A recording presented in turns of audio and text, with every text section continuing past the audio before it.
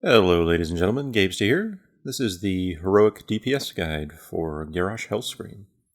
And this video should assist DPS players with the basics that you'll need to know to get through this fight on Heroic. So to begin, we'll talk a bit about Phase 1. Phase 1 is pretty much like the normal version on Heroic. There's just a few minor things you have to pay more attention to. The first is basic positioning. Generally, you'll want to stack up on the boss, like you see here, with the rest of the raid, to force the first Desecrate weapon to land on the raid members. This will come out at the same time that the Warbringer's first wave activates, and as a DPS, you'll want to assist with cleaving down those mobs. Generally, your DPS focus should still be on Garrosh throughout this entire fight, but if you have miscellaneous cleave damage, then that can be used to kill the Warbringers. But primarily, you will not want to focus on those ads unless your raid desperately needs to kill them for some reason. The Shaman that spawns also does not need to be focused. Again, use cleave damage. It will take about half its health from the passing Iron Star as it spawns, so it only needs to be killed about half of its health. The second Desecrate, if you're on the Desecrate team, usually this will consist of 2 healers and 1 ranged DPS. So if you're that ranged DPS, you'll want to move up the throne to max attack distance with Garrosh before that Desecrate spawns, so that even if it hits you like you just saw a moment ago, it will kind of be out of the area. Then the next set of Warbringers, you stay stacked up with the raid. Use a personal cooldown if one of the second set of Warbringers is attacking you, and your raid should use cooldowns. If you have a knockback ability, use a knockback on the second set of Warbringers as the Iron Star passes in front of you, like you saw a moment ago, and they will be knocked into it. The idea is that your DPS should be able to push Garrosh to the next phase before the third set of Warbringers spawns. Finally, if you're assigned to the Engineer team, this is usually 1 or 2 people, depending on your DPS, that will move off and kill the Engineer. You always want to kill the Engineer on the west side, so to our left, as you see on the screen. And you need about 342,000 DPS in total to kill it in the 9 seconds or so before it will spawn an Iron Star. So even though I'm a healer, you can see here, a healer, pseudo-healer / DPS and a regular DPS can do it. And some solo DPS can also take care of it. On Heroic, when you get to the first intermission, it will always be the Temple of the Jade Serpent the first time every time. This is probably the most difficult phase in the entire fight in terms of overall raid difficulty, and probably where you'll see the most wipes. So I'll talk briefly about what you're supposed to do here. And as always, if you want full details, you can check out the full raid guide, clicking on the bottom left. So the idea here is just like in normal, you'll have sets of embodied doubt spawns. There are 5 sets of 3, 2 in the front, 1 in the middle, and 2 in the back near the boss. Generally, you're going to have your raid split into pairs of 2 players each. So depending on who your partner is, between the 2 of you, you'll need to decide on a method for killing the ads and interrupting or stunning them so they don't get any of their embodied doubt casts off successfully while you do so. The most important thing to handling this phase is coming up with a repeatable strategy that you and your partner can use to deal with your set of 3 ads. So it doesn't matter which ones you're on or whatever. You want to get to them, engage them as quickly as possible, and kill them while interrupting or stunning them every time they cast something. So, for example, even though I'm a healer, I can just tell you, the order that I do things. I'm always the first to engage our set of 3, so that I know when they're going to cast their first cast. I use 3 globals, which is a second each, so 3 seconds later. Then I use my area of effect stun, which interrupts their first cast. So they always cast about 3 seconds after you engage them. So it's important that you and your partner come up with a plan, even down to the global or ability usage order, that you can repeat every single time to interrupt them. So maybe that involves killing the first one quickly while you use an AE interrupt from one of you, and then you each single target interrupt the final 2 that remain, or whatever it might be. But try to come up with a plan that you can repeat every single time, even down to the order of abilities that you use. And once you do that, and once they're all dead, move to the back of the room. A orb that spawns the Consume Faith buff on everyone will appear randomly from one of the back 3 groups. And there are 3 of these orbs in total, so you can see them popping out there. You do not have to be inside the orb to get the buff. You just have to be touching the outside edge of it, basically. So there you see all 3 of the people that were near the edge of that got the buff, even though only one person stepped into it to activate it. So you just have to stand right at the edge of it and wait for any stragglers in your raid to come in and touch it as well. Once you enter Phase 2, things get pretty simple, especially for DPS. Again, if you're part of the Desecrate team, you'll want to run out to the side here. You can see that we placed that first Desecrate in Phase 2 right along the wall between the throne and the door to the east of the room. And then as soon as that Desecrate's thrown, stack up behind the boss. If you aren't the Desecrate team member, then you just want to follow the boss and stay in melee range at all times. The tank will slowly pull the boss toward this yellow position, assuming you're using the same positions here.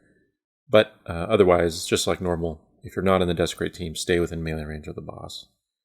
You'll deal with the charms after the Desecrate, and then you'll have a Whirling Corruption.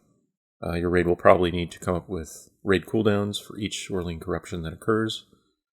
So otherwise, you're just going to stay in position here behind the boss this whole phase. And you really won't have to do anything else other than burn the boss as much as possible. So yeah, Phase 2 is very simple, in fact. Just help break the charms quickly, call out in your voice chat which particular player you're helping interrupt if you have an interrupt when they get charmed, and cleave them down otherwise.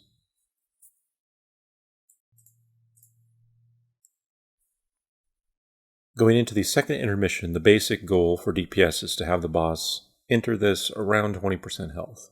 A little above, a little below is okay, but that's basically the goal. Now, for this particular strategy, your raid may do something different and actually engage this intermission. But I won't go into details about why I think this strategy, where you ignore this intermission, is the best. But if you do this method, then you can just simply move to the back of the room here, as you see, and you just stay here for the full 60 seconds of the phase. You can check out the full raid guide for all the details about why this method is solid. Upon exiting the second intermission, you'll be in the second half of Phase 2, or Phase 2.5.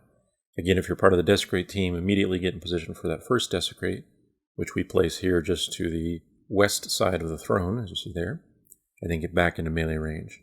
Otherwise, you just stay in the center with the boss, getting ready for charm.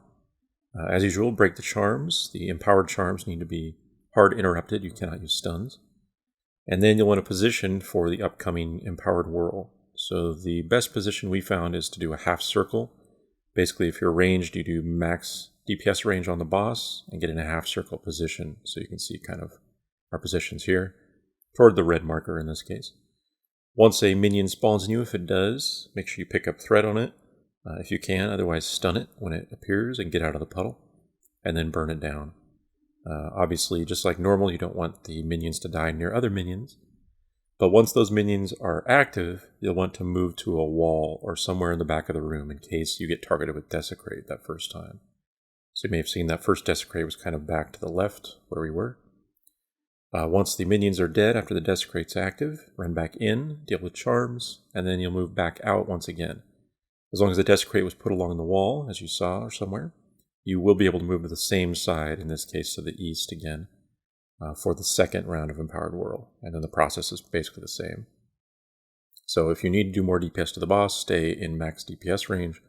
Otherwise, if you don't need to attack the boss, because your raid is holding DPS, which we're doing here, you can move even further away to lower the damage from the whirl. So that's pretty much it. Phase 2.5 is basically all about dealing with the Empowered Whirl and the minions that spawn. For Phase 3, once the transition at 10% begins on Garrosh, if you're a member of the Desecrate team, you'll want to be out and ready for Desecrates. So move it toward the existing Desecrates, kind of like you see here on the east side toward red. Otherwise, your raid will blow all your DPS cooldowns, so make sure you use your own DPS cooldowns to burn the boss. Phase 3 is all about burning the boss down so that you skip the second Empowered Whirl. After Desecrate, Everyone should be stacked on the boss. You'll deal with charms again, and then you spread out in your half circle to the other side of the room, which should be nearly completely empty of desecrates. So here you see we're going to the west, half circle toward green, at max range from the boss. And because this should be the only empowered world you get, feel free to use a personal survival cooldown during this empowered world. Otherwise, it's just the same as before. Move out of the puddle if you get a minion spawn on you. Pull your minion away from others, kill it off quickly, or stun it if you can't kill it quickly, and then get back in position for the charms. Charms happen very quickly after that minion set in phase 3, so you'll want to kill your minion quickly or just get in position before they happen.